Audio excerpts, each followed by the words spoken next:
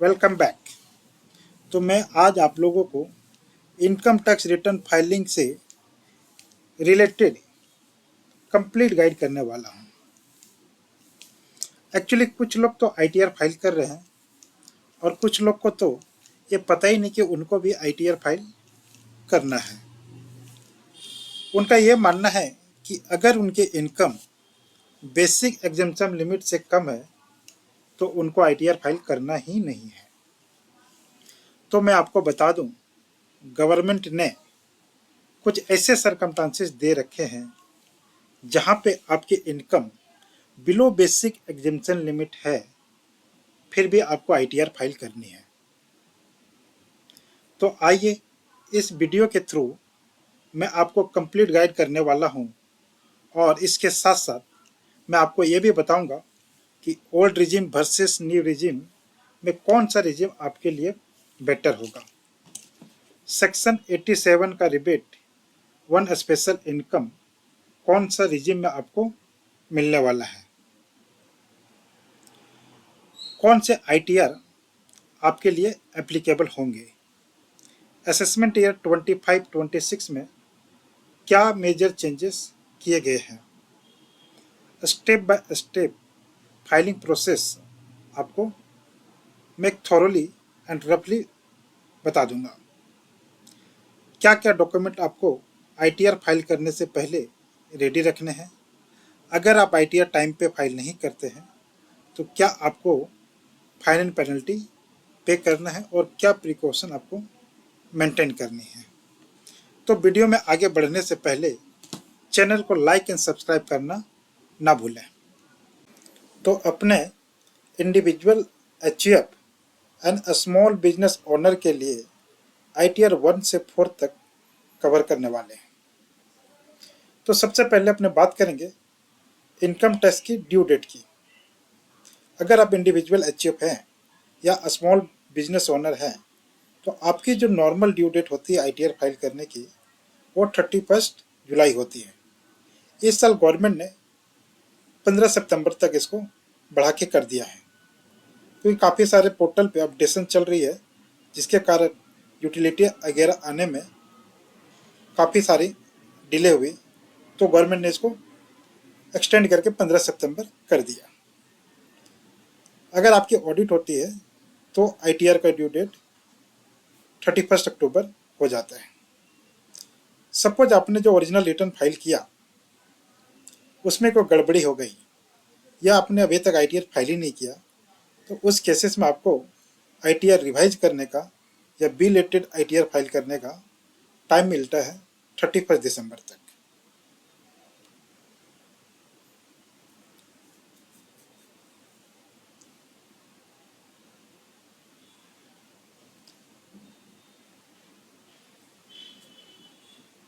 Next अपने बात करते हैं कि आईटीआर फाइल किसको करने की रिक्वायरमेंट है।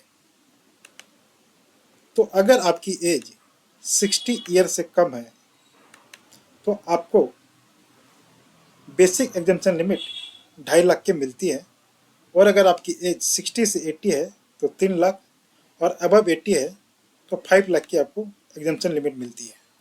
अगर इस एग्जेम्पशन लिमिट के अंदर आपकी इनकम है तो आपको कोई भी आईटीआर फाइल नहीं करना है। बट कई सारे ऐसे एडिशनल सरकमस्टांसेस है जहाँ पे आपकी इनकम बेसिक एग्जेम्पशन लिमिट से कम है, फिर भी आपको आईटीआर फाइल करना होगा। एक एक करके मैं आपको बता देता हूँ वो कौन से सरकमस्टांसेस है। तो सबसे पहले अपने बात करते हैं कि अगर आपने करंट अकाउंट में 1 करोड़ से ज़्यादा जमा कर दिया ड्यूरिंग द फाइनेंशियल ईयर तो आपके लिए मैंडेटरी आईटीआर फाइल करना हो जाएगा। सेकेंड सिचुएशन है, अगर आपने फॉरेन ट्रेवल में 2 लाख रुपया से ज़्यादा का खर्चा कर दिया, ये जो भी अपने यहाँ लिमिट की बात कर रहे हैं ड्यूरिंग द फाइनेंशियल ईयर की बात कर रही है, मतलब पूरे फाइनेंशियल ईयर की ये लिमिट है। नेक्स्ट है, अगर आपने इलेक्ट्रिसिटी बिल 1 लाख से या उससे ज़्यादा का पेमेंट किया है। नेक्स्ट है, आप कोई फॉरेन एसेट होल्ड करता हो या आपकी साइनिंग अथॉरिटी किसी फॉरेन के बैंक अकाउंट में हो, या आप किसी फॉरेन एसेट में एज ए बेनिफिशियरी हो। नेक्स्ट है टीडीएस और टीसीएस 25,000 से ज़्यादा अगर आपका डिडक्ट हो रखा है तो उस केसेस में भी आईटीआर मैंडेटरी हो जाता है आपके ऊपर। अगर आपकी बिजनेस की टर्नओवर 60 लाख और प्रोफेशनल के केस में ग्रॉस रिसीट 10 लाख से ज़्यादा है तो उस केस में भी आईटीआर फाइल करना मैंडेटरी हो जाता है। आपने अगर सेविंग बैंक अकाउंट में 50 लाख से ज़्यादा का डिपॉजिट कर दिया तो भी आपके ऊपर आईटीआर फाइल करना मैंडेटरी हो जाता है। तो ये सारे सरकमस्टांसेस थे जहाँ पे आईटीआर फाइल करने के लिए बेसिक एग्जम्पशन लिमिट को नहीं देखा जाता है। अगर आप ये 5-6 जो कंडीशन यहाँ पे है इसमें किसी में भी फॉल करते हैं तो आपको आईटीआर फाइल करना पड़ जाएगा। नेक्स्ट अपने बात करते हैं कि ओल्ड वर्सेस न्यू रिजिम में क्या डिफरेंस है और क्या क्या बेनिफिट मिलेंगे और क्या क्या इसके डिमेरिट्स है। तो सबसे पहले बेसिक एग्जम्पशन लिमिट की बात करते हैं। ओल्ड रिजिम में आपको 2.5 लाख तक बेसिक एग्जम्पशन मिलता है और न्यू रिजिम में आपको 3 लाख तक यूनिफॉर्म मिलता है। ओल्ड रिजिम में आपको डिडक्शन वगैरह मिलता है 80C 80D और जितने भी चैप्टर 6A का डिडक्शन है वो सारे मिलते हैं। न्यू रिजिम में नहीं मिलते हैं कोई भी डिडक्शन, या तो मिलते भी है तो बहुत लिमिटेड है, 1 2 4 ऐसे ही है। ओल्ड रिजिम में जो टैक्स स्लैब है वो एक ट्रेडिशनल रेट जो चलता हुआ आ रहा है 5%, 10%, फिर 20% है, फिर 30% है, वही अभी भी चल रहा है। बट न्यू रिजिम में आपको काफ़ी सारे रिड्यूस टैक्स रेट के स्लैब देखने को मिलेंगे। 87A का रिबेट जो ओल्ड रिजिम में मिलता है वो 5 लाख के इनकम तक ही मिलता है, बट न्यू रिजिम में आपको 7 लाख तक भी इनकम है तो आपको रिबेट मिल जाएगा। From assessment year 24-25 onwards new regime को डिफॉल्ट कर दिया है। अगर आप न्यू रिजिम से ऑप्ट आउट करना चाहते हैं तो आप आईटीआर फाइल करते टाइम एप्रोप्रिएट ऑप्शन को सेलेक्ट करके ऑप्ट आउट कर सकते हैं। अगर आप आईटीआर 3 या आईटीआर 4 फाइल कर रहे हैं तो उस केस में आपको फॉर्म 10 IEA फाइल करना है, फिर आप ऑप्ट आउट कर सकते हैं। जहाँ तक 87 ये रिबेट की बात है तो मैं बता दूं जो ओल्ड रिजिम है उसमें 5 लाख के इनकम तक रिबेट मिलता है, बट वहाँ पे बेनिफिट ये है कि आपको स्पेशल टैक्स वाले जो इनकम है उस पर भी आपको रिबेट मिल जाता है। सिर्फ LTCG अंडर सेक्शन 112A वाला इनकम पे जो टैक्स लगता है उस पर सिर्फ नहीं मिलता है, बाकी जो स्पेशल रेट वाली इनकम है उस पर जो टैक्स लग रहा है उस पर रिबेट मिल जाएगा। बट अगर न्यू रिजिम की बात करें तो 87A का रिबेट वन स्पेशल इनकम बिल्कुल ही नहीं मिलता है, एकदम से मना है। तो अगर आपकी इनकम 5 लाख से 7 लाख के बीच में फॉल कर रहा है और उसमें से कोई इनकम स्पेशल इनकम है, मान लेते हैं 80,000 या 1 लाख या 1.5 लाख रुपया तक है या उसी के अराउंड है, तो आप एक बार ओल्ड रिजिम और न्यू रिजिम में दोनों में टैक्स कंप्यूट करके देख लीजिएगा, क्योंकि हो सकता है 87A के रिबेट के कारण ओल्ड रिजिम में आपको टैक्स देना ही ना पड़े और न्यू रिजिम में हो सकता है कि आपको टैक्स देना पड़ जाए, तो ध्यान रहे। नेक्स्ट अपने बात करेंगे कि आपको कौन सा आईटीआर चूज करना है, आपके लिए कौन सा आईटीआर एप्लीकेबल होगा। तो मैं आपको बता दूं, आईटीआर 1 जो एप्लीकेबल होता है वो इंडिविजुअल के लिए जिनका इनकम अप टू 50 लाख रुपया तक है और उनके इनकम फ्रॉम सैलरी या हाउस प्रॉपर्टी या अदर सोर्सेज से है। अभी असेसमेंट ईयर 25-26 से ये अमेंडमेंट ला दिया गया कि अगर आपकी लॉन्ग टर्म कैपिटल गेन 1,25,000 रुपया तक है और एग्रीकल्चर इनकम अप टू 5,000 तक है तो वो सारे आपको आईटीआर 1 में ही रिपोर्टिंग करने का ऑप्शन मिल जाएगा और आपको आईटीआर 1 फाइल करना है। तो ITR 2 कब एप्लीकेबल होगा? ITR 2 basically individual and HUF के लिए ITR 1 नहीं होता है, HUF के लिए ITR 2 ही होता है। तो इंडिविजुअल एंड HUF जिसका कैपिटल गेन 1.5 लाख से ज़्यादा लॉन्ग टर्म वाला और शॉर्ट टर्म का अगर कैपिटल गेन है तो आपको ITR 2 में ही आना है। और कोई भी फॉरेन एसेट वगैरह है तो ITR 2 में ही जाना है। Other than business income and profession, अगर बिजनेस इनकम एंड प्रोफेशन की इनकम है फिर आपको ITR 3 में चले जाना है। ITR 4 किसके लिए है? ITR 4 basically individual, HUF and partnership firm के लिए दिया गया है जिसकी इनकम 50 लाख तक हो एंड वो अपना tax under section 44AD, 44ADA और 44AE and having long term capital gain under section 112A up to 1.25 तक है तो आप ITR 4 में जा सकते हैं।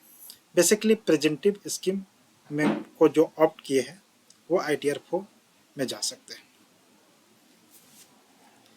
नेक्स्ट बात करते हैं what are the document required for ITR filing. तो बेसिकली आपके पास क्या क्या डॉक्यूमेंट होने चाहिए, उसमें से है पैन कार्ड, आधार कार्ड। आपका आधार मोबाइल से लिंक होना चाहिए। फॉर्म 16 फ्रॉम एम्प्लॉयर जो आपको मिला है वो आपके पास होना चाहिए। Form 26S AIS TIS income tax portal से आपको डाउनलोड कर लेना है। AIS TIS को क्रॉस वेरीफाई करना है, वहाँ पे कुछ क्रिप्टो करेंसी इंटरेस्ट डिविडेंड को जो इनकम आ रहे हैं क्रॉस वेरीफाई करके आपको ITR फाइल में इंक्लूड करना है। बैंक अकाउंट की डिटेल जिस पे आपके रिफंड वगैरह आएगा वो आपको रेडी रखना है। कैपिटल गेन की statement like mutual fund, property, stocks, investment वगैरह कर रखे हैं उसका अगर डिडक्शन क्लेम करना चाहते हैं तो उसकी proof, home loan interest certificate, rent receipt अगर आप HRA क्लेम कर रहे हैं और बुक्स ऑफ अकाउंट अगर रिक्वायर्ड है तो उसको भी आप बना के रखें। ITR कैसे फाइल करना है तो मैं आपको ब्रीफ में बता दूं। सबसे पहले आपको www.incometax.gov.in पे चले जाना है। फिर आपको गो टू ई फाइल में जाना है और इनकम टैक्स रिटर्न को सेलेक्ट करना है। उसके बाद आपको असेसमेंट ईयर सेलेक्ट कर लेना है। ITR फॉर्म 1, 2, 4 जो भी आपके ऊपर एप्लीकेशन उसको सेलेक्ट कर लेना है। वो पूरे ITR को आप सावधानी से फिल करें, फिर वैलिडेट करें। प्रीव्यू में अगर देख लें कि जो ITR भरे हैं वही है कि नहीं, वही डेटा दिख रहा है कि नहीं, फिर सबमिट कर दें। उसके बाद आपको ये वेरीफाई कर देना है। यहाँ पे डिस्क्लेमर है कि कई सारे टैक्सपेयर के लिए ITR रेडली अवेलेबल है सैलरी वगैरह के लिए, वो तो प्रीफिल हो जा रहा है तो जस्ट आपको क्रॉस चेक करना है और ITR फाइल कर देना है। ऑप्शन 2 अगर आप ऑनलाइन नहीं जाना चाहते हैं तो आपको क्या करना है, पोर्टल से यूटिलिटी डाउनलोड कर लेना है। फिर यूटिलिटी को ओपन करके फिल एंड वैलिडेट कर देना है। फिर आपको JSON जनरेट करना है एंड पोर्टल पे अपलोड कर देना है, सबमिट करना है और फिर आपको ये वेरीफाई कर देना है। ये वेरिफिकेशन अभी मैंडेटरी हो गया है। ये वेरिफिकेशन आपका आधार, OTP, net banking, demat account, bank ATM और अकाउंट बेस्ड EBC के थ्रू हो सकता है।